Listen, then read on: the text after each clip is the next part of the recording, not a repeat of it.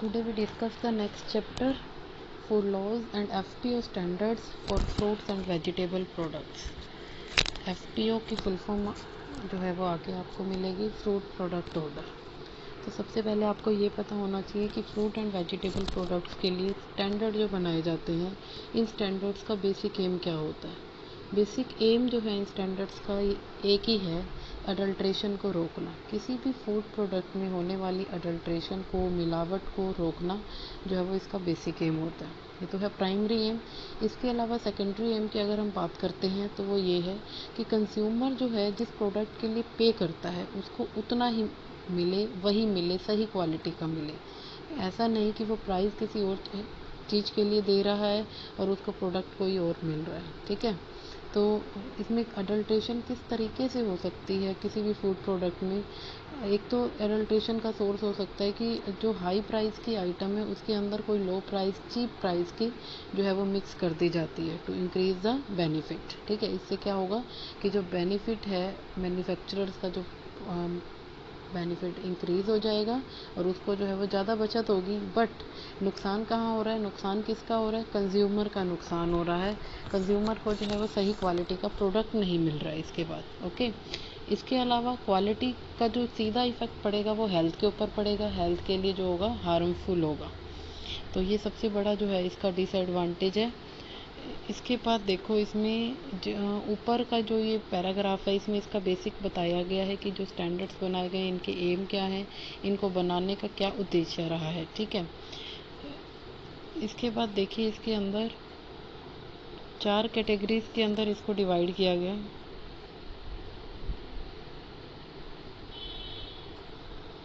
First है legal standards, second company और voluntary standards, third industry standards, fourth है consumer और ग्रेड स्टैंडर्ड्स। लीगल स्टैंडर्ड्स वो standards हैं जो कि गवर्नमेंट के द्वारा बनाए गए हैं, इसीलिए ये सबसे इम्पोर्टेंट स्टैंडर्ड्स भी हैं legal standards.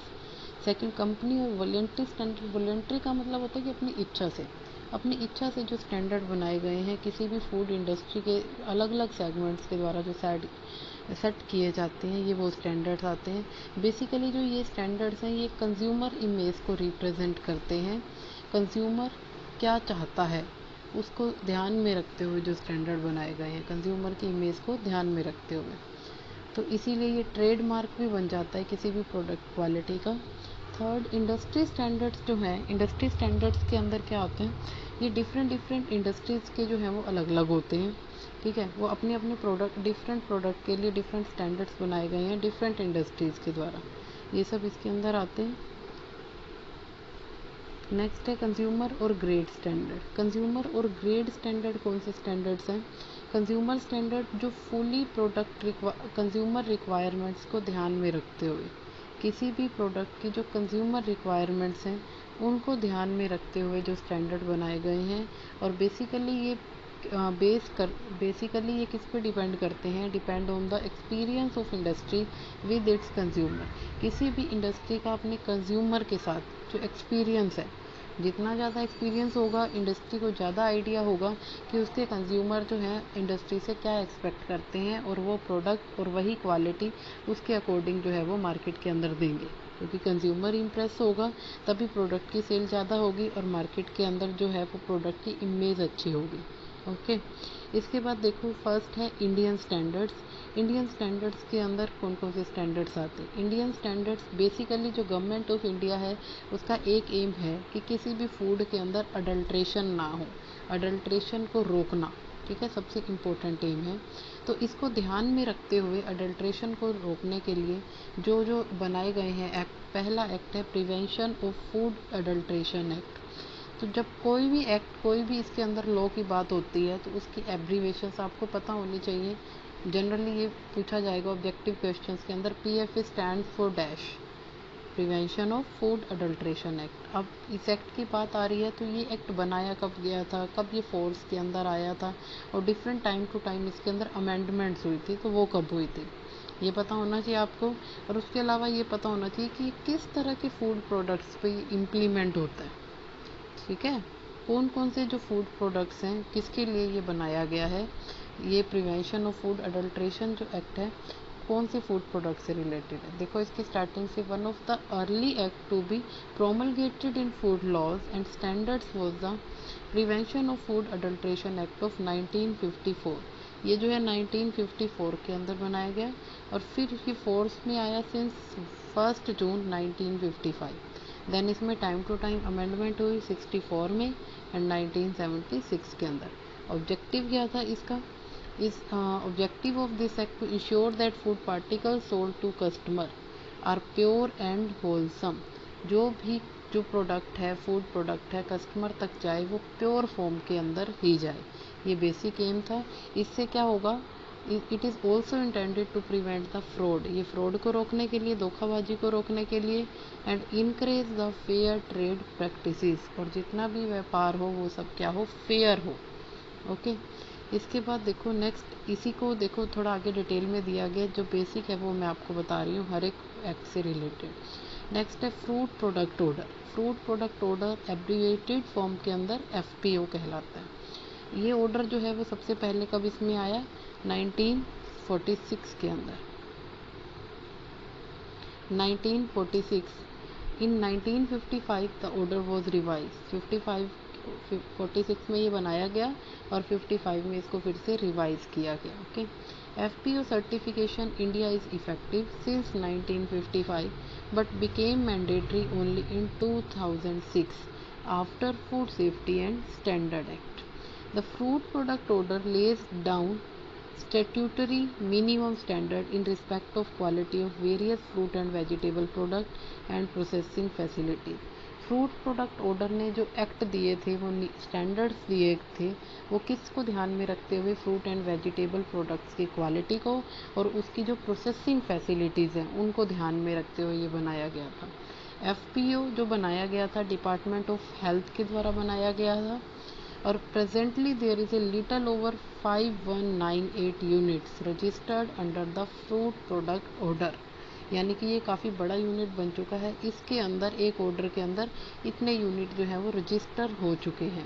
Most of the unit fall in cottage और small scale sectors. A few modern processing plants have now come up and many more are in the pipeline. Okay. इसके बाद देखो next act है meat food product order.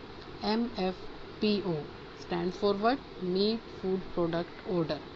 ये act regulation basically आपको नाम से पता चल रहा है, ये जो एक्ट है ये मीट प्रोडक्ट्स की जो प्रोडक्शन हो रही है, मीट प्रोडक्ट जितने भी हैं उनको रेगुलेट करने के लिए, उनके स्टैंडर्ड्स को मैचअप करने के लिए बनाए गए थे।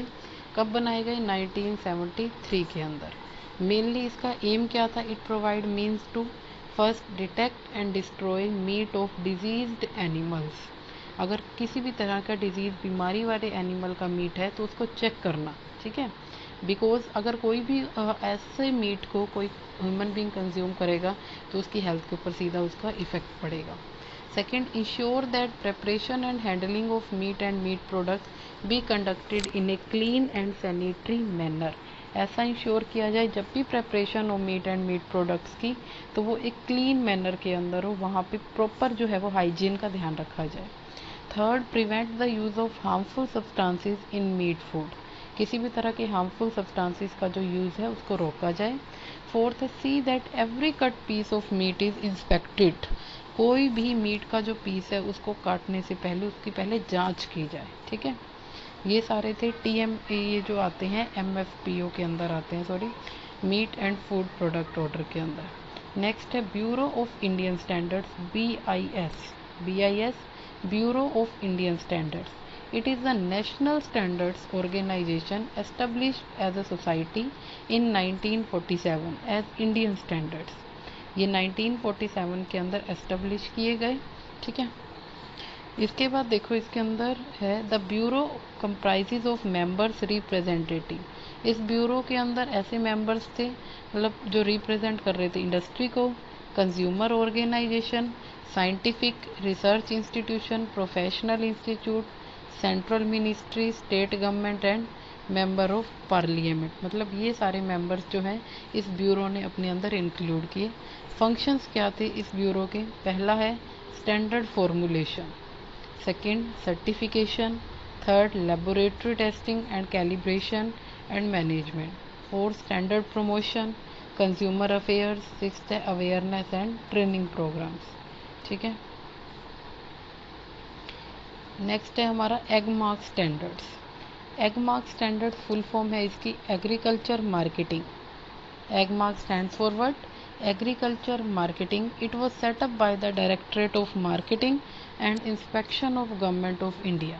ये किसके द्वारा सेट की गई थी? मार्केटिंग के डायरेक्टरेट से और inspection of government India by introducing an agricultural produce act in 1937। The word egg mark seal ensure quality and purity. अब एग मार्क जो है किसी भी प्रोडक्ट के ऊपर लिखा हुआ है तो उससे हम सीधा जो मैसेज जाता है वो क्या जाता है? क्वालिटी एंड प्योरिटी का, यानी कि प्योर है कोई भी प्रोडक्ट और क्वालिटी जो है उसकी 100% है। The quality is determined is reference. अब क्वालिटी को मेज़र करने के लिए पैरामीटर्स कौन कौन से हैं? Size, variety, weight, colour, moisture, fat content and other factors taken into account. It covers the following commodities. अब ये कौन कौन से प्रोडक्ट्स के लिए बनाया गया ये standard? Pulses, cereals, makhana, vegetable oil, fruit and vegetables, roasted Bengal gram, vermicelli, macaroni and spaghetti. ये सारे प्रोडक्ट्स के लिए जो है वो एग मार्क स्टैंडर्ड्स बनाया गया था। इसके बाद देखिए नेक्स्ट हम जाते हैं। इसकी देखो मैं आपको सिर्फ बेसिक बता रही हूँ, डिटेल में आपको पढ़ना पड़ेगा इसका। इसके बाद है milk and milk product order, MMPO। ठीक है, the government of India has promulgated the milk and milk product order 1992 और पर्टिकुलर जो डेट थी वो क्या थी? 9/6/1992, यानी कि 9 जून 1992 को ये जो है वो बनाया गया। According to this order it is essential for a dairy plant to process more than 10,000 litre of milk per day और handle more than 500 tonnes of milk solids per annum. यानी कि इस ऑर्डर की क्या कंडीशंस थी कि किसी भी डेयरी प्लांट के लिए असेंशियल था इस ऑर्डर के अकॉर्डिंग कि वो 10,000 लीटर से ज़्यादा जो मिल्क है वो एक दिन में प्रोसेस करे और हैंडल करे 500 टन से ज़्यादा और milk solids per annum. The production, collection, transportation, distribution and supply of milk and milk product are controlled by Milk and Milk Product Order 1992. The order sets sanitary requirement for dairy machinery premises and include quality control, certification, packing, marking and labeling standard for milk and milk products. Okay.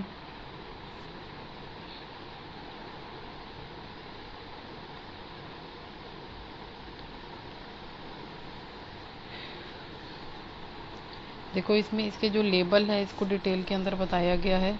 जो label on the package of milk और milk product should contain.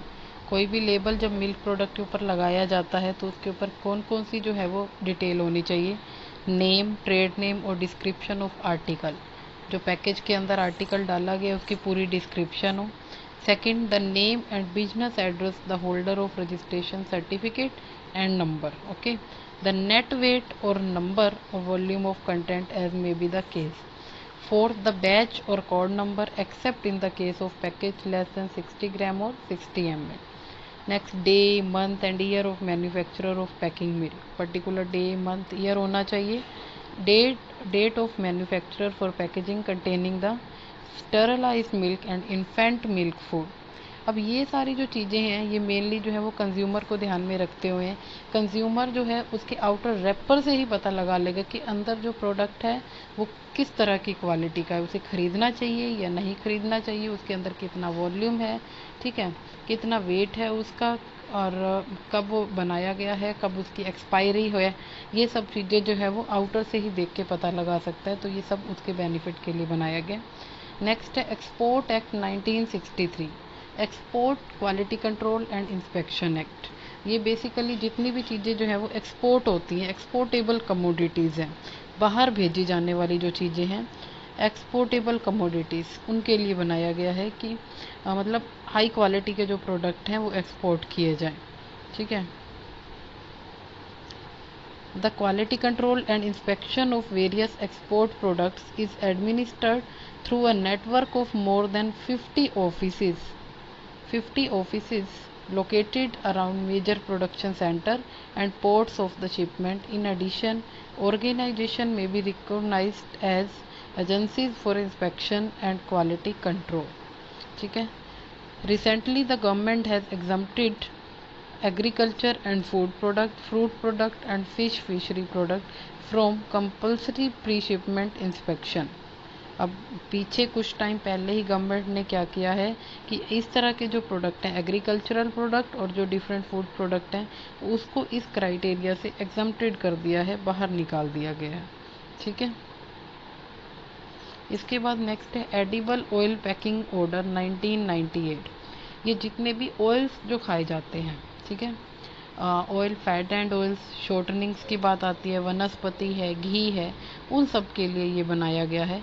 The order came into force on 17 September 1998 and is regulated by the Department of Sugar and Edible Oil under Ministry of Food and Consumer Affairs. अब देखो यहाँ से आपको एक तो ये करना है, ये फोर्स में कब आया था, 17 September 1998. और ये किस तरह के प्रोडक्ट पे ये इम्प्लीमेंट होता है, मार्गेरिन, वनस्पति, बेकरी शॉर्टनिंग्स एंड फैट, ये सब एडिबल ऑयल्स हैं. तो इन सबको ध्यान में रखते हुए कि ये ह्यूमन कंजप्शन के लिए सेफ हो. इसके बाद नेक्स्ट है the standards of weight and measure act 1976. देखो ये भी एक इम्पोर्टेंट एक्ट है कि जितनी क्वांटिटी के लिए आप पे कर रहे हो, कंज्यूमर पे कर रहा है, उतना ही हमें मिले. ऐसा नहीं कि हम पे तो कर रहे हैं 1 kg के लिए और हमें मिल रहा है 950 ग्राम्स. तो 50 ग्राम जो है वो कंज्यूमर का हक बनता है कि पता करे कि ऐसा क्यों किया गया उसके साथ. तो ऐसा स्टैंडर्ड कि वेट और मेज़र भी उसको उतना ही मिले जितना कि वो जितने के लिए वो पे कर रहे हैं. तो ये जो standard of weight and measure 1956 were first enactment by which the uniform standard of weight and measure based on the metric system were established. The standard of weight and measures are administered by the Ministry of Consumer Affairs, Food and Public Distribution. All weights or measure must be recorded in metric unit and certain commodities can be packed in specific quantities, weight, measure, number.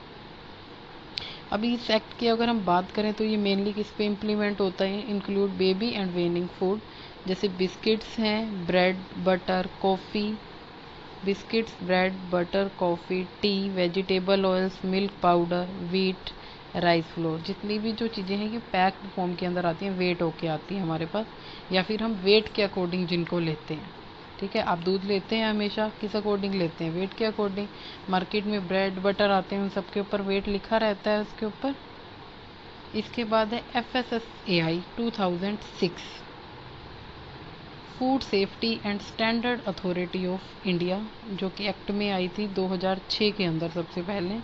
The act was needed to bring out a single statutory bodies for food laws, standards setting and enforcement so that there is one agency to deal and no confusion in the mind of consumer, traders, manufacturer and investors, which was due to multiplicity of the food acts.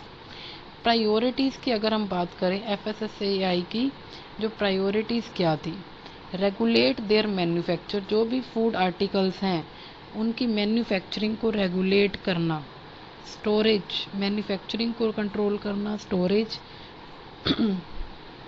distribution, sale and import to ensure availability of safe and wholesome food for human consumption. ये सारी चीज़ें क्यों करना कि human consumption के लिए जो product है वो सेफ हो, ऐसा इंश्योर करने के लिए. इसके बाद है नेक्स्ट इंटरनेशनल स्टैंडर्ड्स. इससे पहले आपने जितने भी स्टैंडर्ड्स पढ़े हैं ये सारे हमारे क्या थे, इंडियन स्टैंडर्ड्स थे. अब इंडिया से बाहर भी जो स्टैंडर्ड्स बनाए गए हैं वो इंटरनेशनल स्टैंडर्ड्स हैं. अब इंटरनेशनल स्टैंडर्ड्स के अंदर कौन से आते हैं, पहला है association of official agricultural chemist, AOAC, association of official agricultural chemist. It is an independent association devoted to promoting methods, validation and quality measurement in the analytical sciences. These methods are recognized worldwide as an authoritative resource because of thorough and rigorous testing characterization. और ये जो act है वो they are written in the US code के अंदर इसको लिखा गया है फेडरल रेगुलेशन में, और अडोप्ट किए गए हैं other national and international standard organisation के द्वारा। अब इसमें जो पहला है united state department of agriculture USDA, first है इसमें united state department of agriculture. It is the main body of food standards in USA। Regulations and directives are developed by USDA to ensure compliance with all relevant federal laws of USA, executive orders, directive and policies। Mainly जो ये regulations हैं ये protect और promote करती हैं जितनी भी agricultural product हैं, एग्रीकल्चरल हेल्थ को ध्यान में रखते हुए एनिमल वेलफेयर एक्ट को भी ये देखता है। ठीक है, इसके बाद है food and drug administration, FDA जिसको कहा जाता है, food and drug administration. It is one of the oldest and most respected consumer protection agency. यानी अगर कंज्यूमर को प्रोटेक्ट करने की बात करते हैं तो उसमें से ये सबसे पुराना भी है और सबसे ज़्यादा जो रिस्पेक्टेड एजेंसीज में आता है। FDA safeguards the USA food supply by making sure that all ingredient used in food are safe।